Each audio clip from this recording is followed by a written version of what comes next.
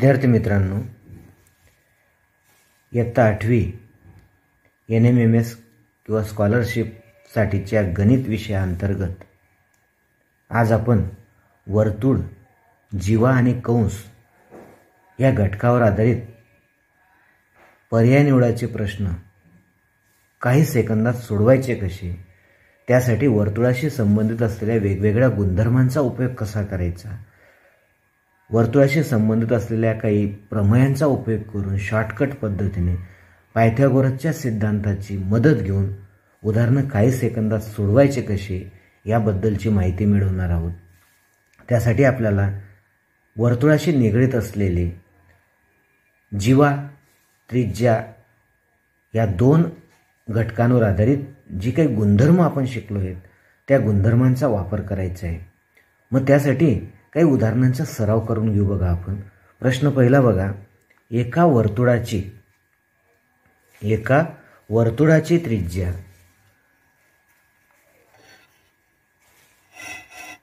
एका वर्तुळाची त्रिज्या 17 सेंटीमीटर आहे। वर्तुळापासूनचे 8 सेंटीमीटर अंतरावर असणाऱ्या जीवेची लांबी टिंब सेंटीमीटर असेल। आता या ठिकाणी काय दिले बघा, आपल्याला एका वर्तुळाची त्रिज्या 17 सेंटीमीटर आहे। म्हणजे याचा अर्थ असा, जर आपण आकृती आपल्या डोळ्यासमोर आणली तर आकृती या पद्धतीची असते। बघा, एक वर्तुळ आहे समजा, या वर्तुळात ही जीवा असते, हा केंद्रबिंदू आहे आणि ह्या केंद्रबिंदूपासून या ठिकाणी या जीवेवर हा लंब टाकलेला असतो आणि ही आहे ते वर्तुळाची त्रिज्या, ही 17 सेंटीमीटर आहे। या जीवेचं केंद्रबिंदूपासूनचे अंतर 8 सेंटीमीटर आहे। तर या जीवेची लांबी किती असेल असा प्रश्न आपल्याला विचारला आहे। तर सगळ्यात महत्त्वाचा मुद्दा काय बघा विद्यार्थी मित्रांनो, वर्तुळाच्या केंद्रापासून जीवेवर टाकलेला लंब जीवेस दुभागतो हे आपल्याला माहिती आहे, किंवा वर्तुळाचा केंद्रबिंदू आणि जीवेचा मध्यबिंदू यांना जोडणारा रेषाखंड जीवेस लंब असतो, हा पण गुणधर्म आपल्याला माहिती आहे। मग आपण जर समजा या ठिकाणी A, B, C आणि D असे नावं दिले तर आपण काय सांगू शकतो की रेख AB हा लंब आहे जीवा CD ला। म्हणजे या ठिकाणी काटकोन त्रिकोण तयार होतो आणि काटकोन त्रिकोणामध्ये आपण पायथागोरसचा सिद्धांत जर वापरला तर या ठिकाणी उत्तर आपल्याला काय मिळेल बघा, तर या ठिकाणी आपल्याला CB ची लांबी पहिल्यांदा मिळेल आणि CB चा वर्ग बरोबर कर्णाचा म्हणजे 17चा वर्ग वजा या ठिकाणी 8चा वर्ग आपल्याला करायचा आहे। म्हणजेच काय होईल बघा, 17 अधिक 8 गुणिले 17 वजा 8, या ठिकाणी A वर्ग वजा B वर्गचं सूत्र आपण वापरू शकतो। म्हणजे 17 अधिक 8 म्हणजे किती 25 आणि 17 मधून 8 गेले तुमचे झाले किती 9 आणि 25चा 9चा गुणाकार जर तुम्ही केला तर 225 आला आणि याचं जर तुम्ही वर्गमूळ घेतलं तर उत्तर तुम्हाला काय मिळेल, CB बरोबर 15 सेंटीमीटर। म्हणजे CB या रेषाखंडाची लांबी 15 आली। तर जीवा CD तुम्हाला काढायचं असेल तर 2 गुणिले CB तुम्हाला करावं लागेल, म्हणजेच 2 गुणिले 15 म्हणजे 30 सेंटीमीटर या ठिकाणी आलं। म्हणून पर्याय नंबर आपण 2 सांगू शकतो। किंवा आता हे झाले आपले सगळी प्रॅक्टिकल मेथड की आपण अत्यंत व्यवस्थित सगळ्या सूत्रांचा उपयोग केला।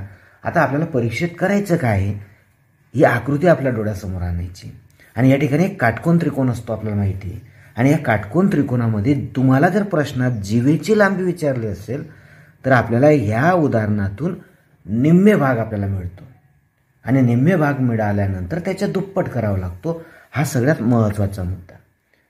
परंतु निम्मे भाग मिळवण्यासाठी आपल्याला पायथागोरसचा सिद्धांत वापरावा लागतो, हे पण तेवढं निश्चित।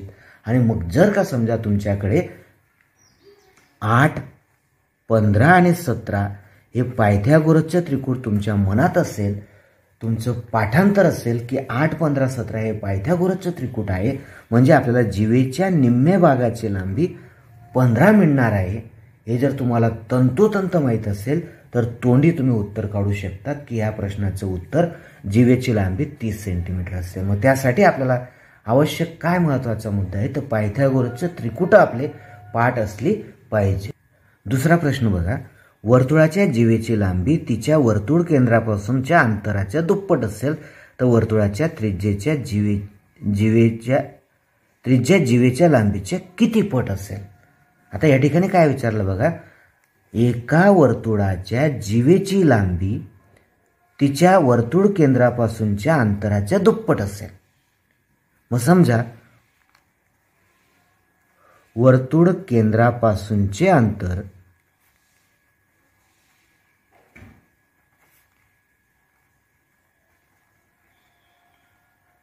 x मानू.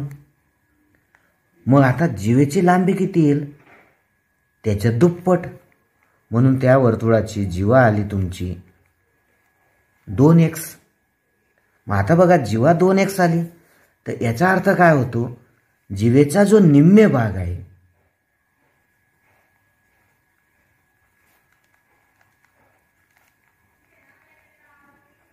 बरोबर x आली. म्हणजे याचा अर्थ असा, केंद्रबिंदूपासूनचे अंतर आणि जीवेच्या अर्ध्या भागाची लांबी जी आपण पायथागोरसच्या सिद्धांतात वापरतो ती पण x आली. मग आता या ठिकाणी आपल्याला त्रिज्या काढायची असेल तर त्रिज्या आपल्याला पायथागोरसच्या सिद्धांताने कशी मिळते, त्रिज्येचा वर्ग बरोबर x वर्ग अधिक x वर्ग म्हणजेच 2x वर्ग.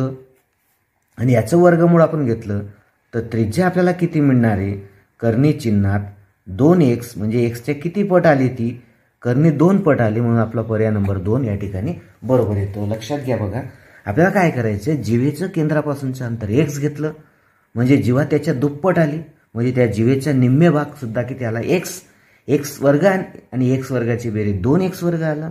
वर्गमूळ जर घेतला आपण तर कर्णी 2x मिळतं, म्हणजे xच्या किती पट आलं, कर्णी 2 पट आलं. म्हणजे जीवा त्या ठिकाणी जीवेची लांबी किती पट असेल, म्हणजे वर्तुळाची त्रिज्या ही जीवेच्या त्रिज्येच्या आपल्या जीवेच्या कर्णी 2 पट असेल असं आपण त्या ठिकाणी सांगू शकतो.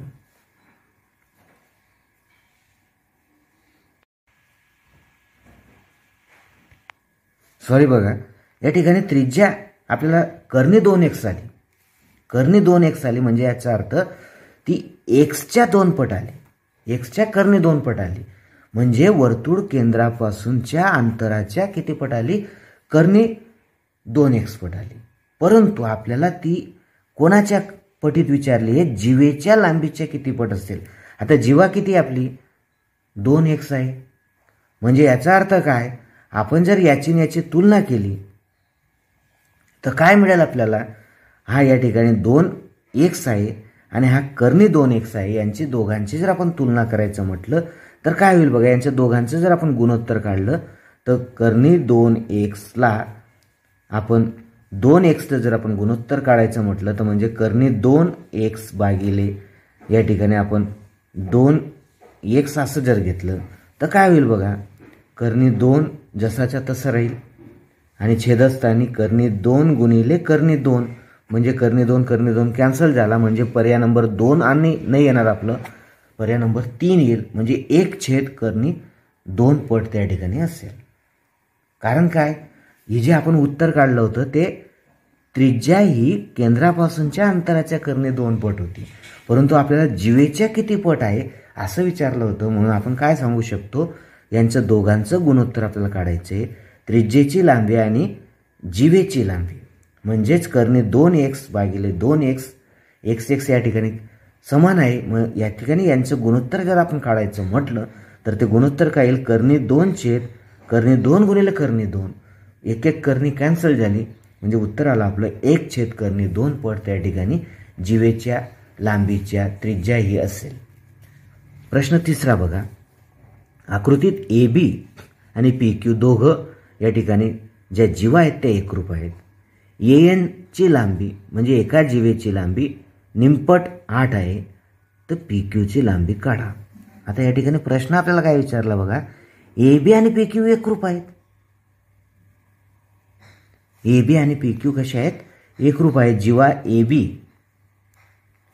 आणि जीवा PQ एकरूप आहेत, म्हणजे जीवेची लांबी AB ची लांबी जेवढी असेल तेवढीच लांबी PQ ची असेल.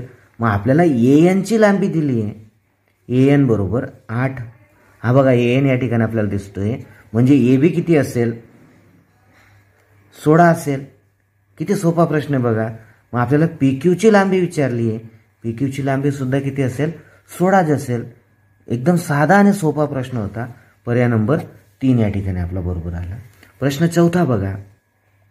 एका वर्तुळाची त्रिज्या 25 सेंटीमीटर असून जीवेची लांबी 48 सेंटीमीटर असेल तर त्या जीवेचे वर्तुळ केंद्रापासूनचे अंतर काढा. मग या ठिकाणी काय करायचं आपल्याला? जीवेची लांबी 25 आहे. जीवा 25 नाही, 1 मिनिट, त्रिज्या 25 आहे, जीवा 48 आहे.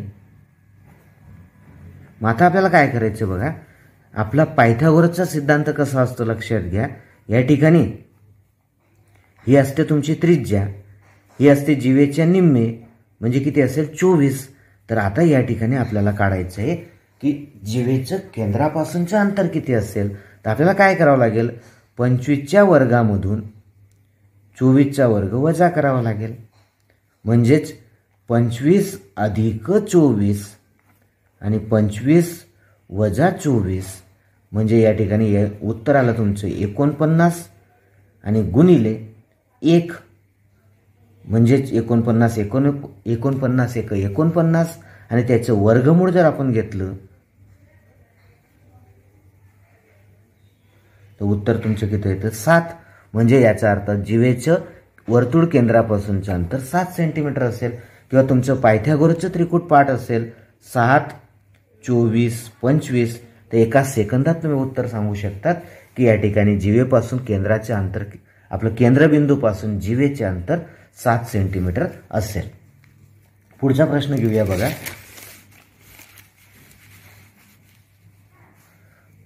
प्रश्न 5वा. एका वर्तुळाचे 4 व्यास त्या वर्तुळाचे एकरूप कंसात विभाजन करतात तर त्या कंसांशी संबंधित असलेल्या केंद्रीय कोनाचे माप किती असेल? किती साधा सोपा प्रश्न बघा. एका वर्तुळाचे, हे वर्तुळ आहे समजा आपलं, या वर्तुळाचे 4 व्यास, 1, 2, 3 आणि 4 या 4 वर्तुळ कंसांमध्ये, एकरूप वर्तुळ कंसामध्ये विभाजन करतात तर त्या संबंधित प्रत्येक केंद्रीय कोनाचं माप किती असेल? आता या ठिकाणी सगळ्यात महत्त्वाचा मुद्दा लक्षात घ्या. हा जो केंद्रीय कोन या ठिकाणी तयार होतो, या केंद्रीय कोनाचं माप आणि या कंसाचं माप समान असतं. मग आता या ठिकाणी या 4 व्यासांमुळे एकूण किती कंस तयार झाले? 1, 2, 3, 4 आणि इकडच्या बाजूला 4. मग आपल्याला काय करायचं? 360चे 8 हिस्से पाडून घ्यायचे. किती होतील बघा? 8 चोक 32, उरले 4, 8 पंचे 40. म्हणजे एका वर्तुळ कंसाचं माप 45 अंश आलं. आणि आता या ठिकाणी केंद्रीय कोनाचं माप काय असतं? तर केंद्रीय कोनाचं माप आणि लघु वर्तुळ कंसाचं माप समान असतं. असा केंद्रीय कोनाचा गुणधर्म आपण शिकलोय. म्हणून ह्या प्रत्येक केंद्रीय कोनाचं माप 45 अंश असेल असं आपण सांगू शकतो. प्रश्न 6वा बघा. जर जीवा AB आणि जीवा AC एकरूप असतील, या दोघं जीवा एकरूप असतील आणि माप कंस AB बरोबर 150 अंश असून त्रिज्या 7 सेंटीमीटर आहे तर BC बरोबर टिंब सेंटीमीटर. आता या ठिकाणी आपल्याला काय विचारलेलं बघा विद्यार्थी मित्रांनो. या ठिकाणी ABची लांबी आणि ACची लांबी समान आहे. म्हणजे कंस AB आणि कंस AC समान आहेत. कंस AB आणि कंस AC समान आहेत आणि दोघांची माप किती आले? 150 अंश. मग आता कंस BCचं माप किती असेल? कंस BC बरोबर किती असेल? लक्षात घ्या, कंस BC आपल्याला काढायचं असेल ती 360 अंशामधून आपल्याला 150 आणि 150 म्हणजे 300 अंश वजा करून घ्यावा लागेल. म्हणजे किती आला? तो 60 अंश आला. आता या ठिकाणी कंस BCचं माप 60 अंश असेल तर कोन BAC बरोबर 60च्या निम्मे असेल. कारण तो आंतरलिखित कोन आहे, त्याचं माप किती असेल, 30 अंश असेल. आता आपल्याला जीवा BCची लांबी विचारली. जीवा BCची लांबी किती असेल असा प्रश्न आपल्याला विचारला. मग त्यासाठी आपल्याला आता काय करावं लागेल बघा. हा 60 अंशाचा कोन आला. हे दोघं कोन किती किती अंशाचे असतील ते आपण बघून घेऊया. या ठिकाणी या दोघं कोनांची माप 75-75 अंश असतील. आता या ठिकाणी आपण आंतरलिखित कोन आहे, या कंसाचं माप 150 असेल तर याचं माप 75 अंश आलं. या कंसाचं माप 150 असेल तर याचं पण माप 75 अंश आलं, बरोबर. आणि ह्या कोनाचं माप 30 अंश आहे. आता BCची लांबी आपल्याला काढायची आहे, तर BCची लांबी नेमकी किती असेल. या वर्तुळाची त्रिज्या आपल्याला दिली आहे. या ठिकाणी कोणत्याही प्रकारची त्रिज्या नाही आहे. मग जर समजा आपण ही त्रिज्या अशी काढून घेतली आणि ही त्रिज्या काढून घेतली, तर आपल्याला आता या कोनाचं माप किती मिळेल. या केंद्रीय कोनाचं माप आलं 60. कोन BOC बरोबर 60 अंश आले. परत एकदा आता जर समजा आपण याचं माप 60 घेतलं, तर उरलेले जे दोन कोन आहेत, कोन OBC व कोन OCB हे सुद्धा एकरूप असतील. कारण BO व OC या वर्तुळाच्या त्रिज्या आहेत आणि त्रिज्या एकरूप असतात. आता बघा या ठिकाणी आपल्याला काय समजतंय, तर कोन OBCचं माप आणि कोन OCBचं माप 120 अंशाच्या निम्मे म्हणजे 60 अंश असेल. म्हणजे याचा अर्थ असा, त्रिकोण BOC हा समभुज त्रिकोण तयार झाला. म्हणजेच BCची लांबी सुद्धा किती असेल, 6 सेंटीमीटर त्या ठिकाणी असेल. आपलं BCची लांबी सुद्धा किती असेल, 7 सेंटीमीटर असेल असं आपण त्या ठिकाणी सांगू शकतो. म्हणजे हा समभुज त्रिकोण तयार झाल्यामुळे BCची लांबी 7 सेंटीमीटर आहे. बघा कशा पद्धतीने आपण गेलो. या ठिकाणी याचं माप 150 आहे, याचं माप 150 आहे, म्हणून या ठिकाणी BCची लांबी BC या कंसाचं माप सुद्धा किती आलं, 60 आलं. कारण 360 मधून आपण 300 वजा केले, 60 आले. त्यानंतर या त्रिज्या जोडून घेतल्या आपण, तर त्रिज्या जोडून झाल्यानंतर हा समद्विभुज त्रिकोण तयार झाला. सुरुवातीला या दोन्ही कोनांची माप कशी आली, समान, आणि ती काढायची असतील तर 180 मधून आपण हा 60 वजा केला, 120 आले. दोघांच्या 120च्या निम्मे माप दोघांचं असेल म्हणजे 60 असेल. म्हणजे त्रिकोण BOC हा समभुज त्रिकोण आला आणि समभुज त्रिकोणाच्या तिघ बाजू समान असतात, म्हणून त्रिज्या जेवढी असेल तेवढीच BCची सुद्धा लांबी असेल असं आपण सांगू शकतो. त्यानंतर प्रश्न 7वा बघा. आकृतीत माप कोन ROQ बरोबर 70 अंश आहे आणि जीवा PQ आणि जीवा PR एकरूप आहेत. या दोघं जीवा एकरूप आहेत. तर माप कंस PQR किती असेल. आता इकडे सुद्धा लक्षात घ्या बघा, मागील प्रश्नाप्रमाणेच प्रश्न आहे. या ठिकाणी जो कोन दिला आहे आपल्याला ROQ हा 70 अंशाचा आहे. आता O केंद्रबिंदू जर आपण मानला तर QR कंस QR ची लांबी, प्रश्न 7वा, कंस QR बरोबर सुद्धा किती असेल, 70 अंश असेल. आता दोघं जीवा एकरूप असल्या कारणाने आपल्याला PQ कंसाची लांबी आणि PR कंसाची लांबी काढायची असेल. कंस PQ बरोबर कंस PR हे दोघं कंस समान लांबीचे असतील आणि ते आपल्याला काढायचे असतील तर 360 अंशामधून 70 अंश वजा करून त्याच्या निम्मे आपल्याला करावं लागेल. मग किती येईल बघा.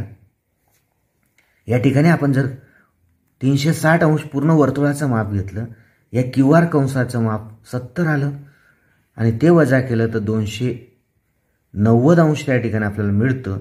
आणि या 290 अंशाच्या निम्मे आपण केलं तर बरोबर 145 अंश या ठिकाणी दोन्ही कंसांचे माप मिळतात. मग आपल्याला माप कंस PQR काढायचं आहे आणि PQR म्हणजे काय, PQ अधिक QR या दोन्ही कंसांच्या मापांची बेरीज. तर PQची लांबी आपण काढली 145 अंश आणि QRची लांबी आपल्याला दिली आहे 70 अंश. दोघांची जर आपण बेरीज केली तर आपल्याला किती मिळेल बघा. तर या ठिकाणी दोघांची जर आपण बेरीज केली तर आपल्याला 215 अंश मिळते. नीट लक्षात घ्या बघा, 215 अंश मिळतं बघा. कारण PQची लांबी, PQ या कंसाचं माप आपण काढलं. ते कसं काढलं, 360 मधून हा 70 वजा केला, उरले 290. 290 मध्ये दोघं कंस सारखे आहेत म्हणून 290च्या निम्मे केलं, 145 आलं. आता 145 बरोबर आहे का बघा, बे 1 बे, बे चौक 8, उरला 1, बे 5 10, 145 आला. आणि 145 अंश मध्ये हा QR जो कंस दिसतोय त्या कंसाचं माप 70 आहे. दोघांची बेरीज केली 215 आहे. आता या ठिकाणी 215 पर्याय आपल्याला दिलेला नाही आहे म्हणून आपण या ठिकाणी थोडीशी प्रिंटिंग मिस्टेक झालेली असावी असं समजूया आणि 215 अंश उत्तर आहे असं आपण सांगूया. बघा प्रश्न 8वा बघूयात. आकृतीत दिलेल्या माहितीवरून माप कंस BXC बरोबर किती असेल असा प्रश्न आपल्याला विचारलाय बघा. प्रश्न 8वा. या ठिकाणी या कोणाचं माप 80 आहे, या कोणाचं माप 120 आहे, O हा केंद्रबिंदू आहे. तर बघा त्रिकोण ABO हा कोणत्या प्रकारचा त्रिकोण आहे ते पहिले समजून घ्या बघा. OB त्रिज्या आहे, AO त्रिज्या आहे, म्हणजे हा आहे तुमचा समद्विभुज त्रिकोण. मग हा जर समद्विभुज त्रिकोण असेल तर याचे दोन कोण एकरूप असतील, B कोण आणि A कोण. मग आपल्याला काढायचं आहे कोण BAO बरोबर किती असेल, 360 अंशामधून आपलं 180 अंशामधून 80 गेले, 180 अंशामधून 80 अंश वजा करा आणि त्याचे निम्मे करा, म्हणजे 100च्या निम्मे किती आलं, 50 अंश. त्याच पद्धतीने त्रिकोण दुसरा बघा AOC हा सुद्धा समद्विभुज त्रिकोण आहे बरोबर. मग त्याच्या सुद्धा आपल्याला एका कोणाचं माप 120 अंश दिलेलं आहे. मग आता आपल्याला दुसऱ्या कोणाचं माप म्हणजे कोण OACचं माप काढायचं असेल तर 180 अंशामधून 120 अंश वजा करून त्याच्या निम्मे करावं लागेल, म्हणजे 60च्या निम्मे 30 अंश. मग आता बघा कोण BACचं माप किती आलं तर 50 अंश अधिक 30 अंश म्हणजे तुमचे झाले 80 अंश. मग आता आपल्याला कंस BXCचं माप काढायचं असेल तर त्याच्या म्हणजेच कोण BACच्या ते दुप्पट असेल, म्हणजेच 160 अंश असेल, म्हणून पर्याय नंबर आपला 4 या ठिकाणी बरोबर येतोय. त्यानंतर बघा आता प्रश्न 9वा बघा. याच्यात आपल्याला काय दिलंय, OA 10 दिले, म्हणजे त्रिज्या दिली आहे 10.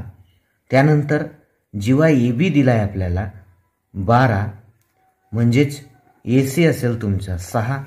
मग आता आपल्याला OC काढायचं आहे तर त्यासाठी आपल्याकडे जर पायथागोरसचं त्रिकूट असेल तर आपण सांगू शकतो 6 8 10, म्हणजेच OCची लांबी किती असेल 8 असेल.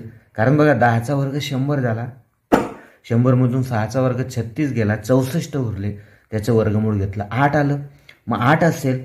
आता बघा आपल्याला काढायचं आहे CD काढण्यासाठी OD मधून OC वजा करावा लागेल. OD म्हणजे त्रिज्या म्हणजे 10 वजा 8 म्हणजे 2 सेंटीमीटर असेल, पर्याय नंबर 2. आता प्रश्न 11वा बघा. एका वर्तुळात समभुज त्रिकोण आंतरलिखित केलेला असेल तर त्रिकोणाची प्रत्येक बाजूशी संलग्न केंद्रीय कोणाचं माप किती असेल. आता या ठिकाणी प्रश्न 10वा बघा. एक वर्तुळ आहे समजा आणि ह्या वर्तुळामध्ये एक समभुज त्रिकोण आंतरलिखित केलेला आहे. या तिघ बाजू सारख्या आहेत. तर हे तिघ वर्तुळ कंस सारखे असतील, 120 अंश 120 अंश 120 अंश, 360चे 3 हिस्से पाडले. आता जर का समजा हे तिन्ही वर्तुळ कंस सारखे असतील तर या ठिकाणी जर आपण केंद्रीय कोन तयार केला बघा, हा केंद्रीय कोन तयार झाला, याचं माप सुद्धा किती असेल 120 अंश असेल, म्हणून पर्याय नंबर 1 आपला बरोबर येतोय. त्यानंतर प्रश्न 11वा बघा. या ठिकाणी आकृतीमध्ये माप कंस BD दिला आहे. हा BD बघा, याचं माप 100 असेल आणि जीवा AC आणि जीवा BD एकरूप आहेत. आता बघा BDचं कंसाचं माप जर 100 अंश असेल तर AC कंसाचं माप सुद्धा 100 अंश असेल, कारण या दोघं जीवा एकरूप आहेत. मग आता दुसरा एक कंस दिला आहे आपल्याला AB. या ए बी कंसाचं माप किती असेल? 63 अंश असेल, कारण त्याच्या समोरील लघु केंद्रीय कोनाचं माप 63 अंश आहे आणि म्हणून त्या कंसाचं मापसुद्धा 63 अंश असेल. मग आता आपल्याला DC या कंसाचं माप काढायचं असेल तर 360 म्हणजे संपूर्ण वर्तुळामधून 100 आणि 100 200 आणि त्याच्यात 63 मिळवला, 263 वजा करावं लागेल म्हणजे 97 अंश असेल.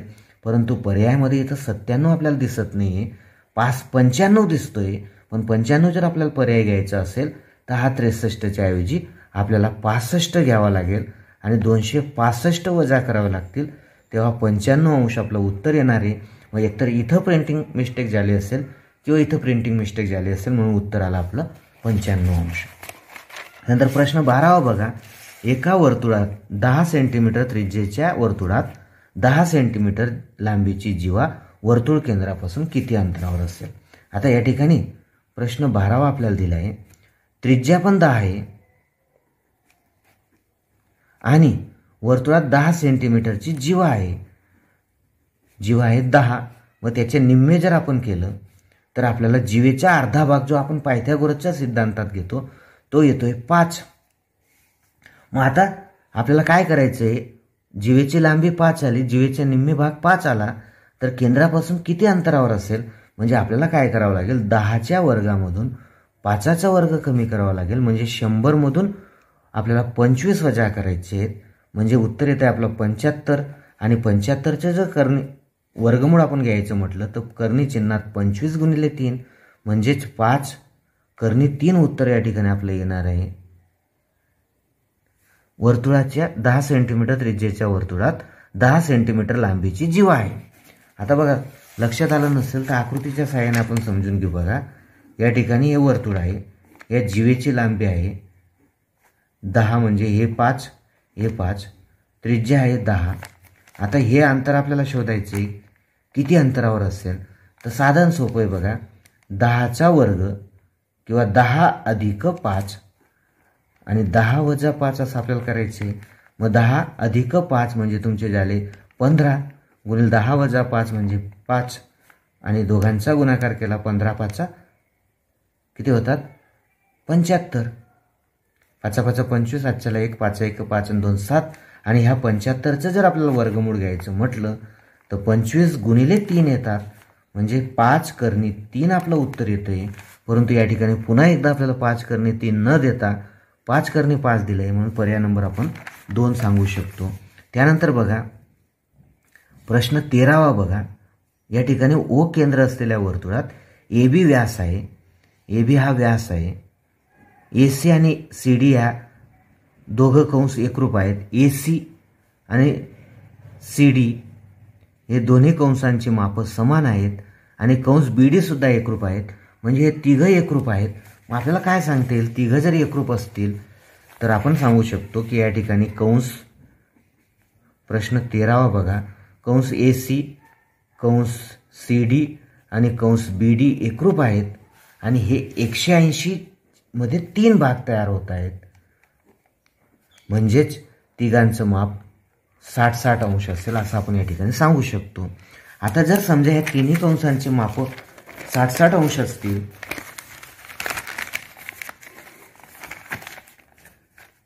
या तिघ कंसांची माप किती असतील? 60-60 अंश असतील. आणि का 60-60 अंश असतील? तर AB हा व्यास आहे, हे अर्धवर्तुळ तयार झालं, अर्धवर्तुळाचं माप 180 अंश असतं आणि त्याचे 3 हिस्से पाडले, एका हिस्स्याचं माप 60 अंश आलं.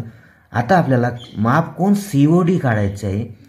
COD ह्या कोणाचं माप आपल्याला काढायचं आहे, तर किती अंश असेल असं आपण सांगू शकतो. बरं लक्षात घ्या. आता माप कोण COD, एक मिनिट इथं नाही, COD ह्या कोणाचं माप आपल्याला विचारले आणि हा केंद्रीय कोण आहे. माप कोण COD हा काय आहे? केंद्रीय कोण आहे आणि केंद्रीय कोणाचं माप त्याने अंतर्लिखित केलेल्या कंसाच्या मापा एवढं असतं, म्हणजे 60 अंश असेल. 25 सेंटीमीटर त्रिज्येच्या वर्तुळात 48 सेंटीमीटर व 14 सेंटीमीटर लांबीच्या 2 जीवा वर्तुळ केंद्राच्या विरुद्ध दिशेस असतील तर त्या जीवांमधील अंतर किती असेल? आता बघा प्रश्न 14 बघा. 25 सेंटीमीटर त्रिज्या असलेल्या एका वर्तुळामध्ये एका जीवेची लांबी 48 आहे तर दुसऱ्या जीवेची लांबी 14 सेंटीमीटर आहे. समजा हा वर्तुळाचा केंद्रबिंदू, एक जीवा आहे आणि एक दुसरी जीवा आहे. हिच्यावर आपण लंब टाकला, हिच्यावर आपण लंब टाकला तर ही झाली तुमची 24, ही झाली 7. त्यानंतर त्रिज्या आहे 25. मग आता या ठिकाणी पायथागोरसचे त्रिकुट जर तुमच्याकडे असतील तर तुम्ही सहज पद्धतीने तोंडी उत्तरं काढू शकतात. हा 25 आहे, हा 24 आहे, म्हणजे इथून तर इथपर्यंतचं अंतर 7 सेंटीमीटर असेल. आता हे 7 आहे, हे 25 आहे, तर हे अंतर 24 असेल. म्हणजे दोन्ही जीवांमधील अंतर 24 अधिक 7 म्हणजेच 31 सेंटीमीटर त्या ठिकाणी असेल, असं आपण सहजपणे तोंडी सांगू शकतो. फक्त महत्त्वाचा मुद्दा काय, 7, 24, 25 हे पायथागोरसचं त्रिकुट आपलं पाठ असलं पाहिजे. किंवा पायथागोरसचा सिद्धांत वापरून 25च्या वर्गामधून म्हणजे 625मधून 576 गेला, 49 उरले, वर्गमूळ घेतले 7 की पुन्हा इकडे पायथागोरस वापरण्याची आपल्याला गरज नाही. 7, 24, 25 आहे, 25, 7 आपल्याला दिला आहे तर 24 असेल, म्हणजे 24 आणि 7ची बेरीज 31 सेंटीमीटर आली. प्रश्न 15वा बघा. 24 सेंटीमीटर लांबीची एक जीवा वर्तुळ केंद्रापासून 5 सेंटीमीटर अंतरावर असेल तर त्या वर्तुळाची सर्वात मोठी जीवा किती, म्हणजे व्यास आपल्याला विचारला आहे. व्यासाची लांबी आपल्याला विचारली म्हणजे आपल्याला पहिल्यांदा त्रिज्या शोधावी लागेल आणि त्रिज्या शोधण्यासाठी आपल्याला या ठिकाणी एक जीवा दिलेली आहे. 24 सेंटीमीटर लांबीची एक जीवा आहे, म्हणजे आपल्याला 12 सेंटीमीटर एक अंतर मिळालं. जीवेच्या निम्मे भाग वर्तुळ केंद्रापासून 5 सेंटीमीटर अंतरावर आहे, म्हणजेच 144 मध्ये आपल्याला 25 मिळवायचे आहेत, म्हणजे 169 होत आहे. आणि त्याचं वर्गमूळ आपण घेतलं तर आपल्याला त्या ठिकाणी त्रिज्या मिळते 13 सेंटीमीटर, म्हणजे व्यास असेल, सर्वात मोठी जीवा असेल 26 सेंटीमीटर लांबीची, म्हणजे पर्याय नंबर आपला आला किती, 2. आपला 3. प्रश्न 16वा बघा. काय दिलाय आपल्याला प्रश्न 16वा. पी केंद्र असलेल्या वर्तुळात एम हा जीवा एबीचा मध्यबिंदू आहे. जीवा एबीचा मध्यबिंदू आहे. जर पीएम बरोबर 3 व त्रिज्या 5 सेंटीमीटर असेल तर एबी काढा. बघा या ठिकाणी समजा प्रश्न 16वा आपल्याला काय दिलंय, पी केंद्र असलेल्या एका वर्तुळामध्ये बिंदू एम हा जीवा एबीचा मध्यबिंदू आहे. या ठिकाणी एबी या जीवेचा मध्यबिंदू दिलाय. पी केंद्र असलेल्या वर्तुळामध्ये पीएम 3 आहे, वर्तुळाची त्रिज्या 5 आहे समजा ही या ठिकाणी. तर आपल्याला जीवा एबीची लांबी काढायची. परत एकदा बघा या ठिकाणी पायथागोरसचं त्रिकुट जर तुमचं पाठ असेल 3, 4, 5 तर एम 4 आली, एम बी 4 आली, म्हणजे जीवा एबीची लांबी 8 सेंटीमीटर असेल. पर्याय नंबर 1. प्रश्न 17वा बघा. सोबतच्या आकृतीमध्ये OA बरोबर OA म्हणजे त्रिज्या OA बरोबर 15 आहे. त्यानंतर एम हा एबीचा मध्यबिंदू आहे, बरोबर. जर QM बरोबर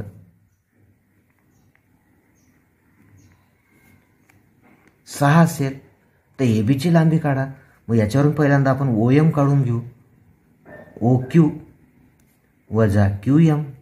OQ ही त्रिज्या आहे 15, 15 वजा 6 म्हणजे 9 सेंटीमीटर आला.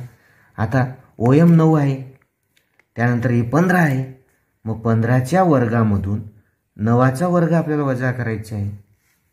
तर आपल्याला या ठिकाणी AB ह्या जीवेच्या निम्मे भाग मिळणार आहे.